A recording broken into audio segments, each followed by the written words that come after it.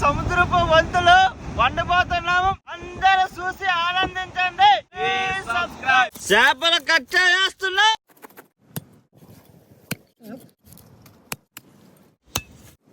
చేపలు కడిగేస్తున్నా, oil పోసేస్తున్నా, cut చేసుకున్న ఉల్లిపాయలు మిర్చి వేసేస్తున్నా, పెట్టుకున్న అల్లం తెల్లుల్లి పేస్ట్ వేసేస్తున్నా, కట్ చేసుకున్న టమాటాలు వేసేస్తున్నా, కారం పసుపు మసాలాలన్నీ వేసేస్తున్నా, నానబెట్టుకున్న చింతపండు నీళ్ళని వేసేస్తున్నా, కట్ చేసుకున్న మామిడికాయ ముక్కల్ని వేసేస్తున్నా, కట్ చేసి కడిగేసి పెట్టుకున్న చేపలని వేసేస్తున్నా.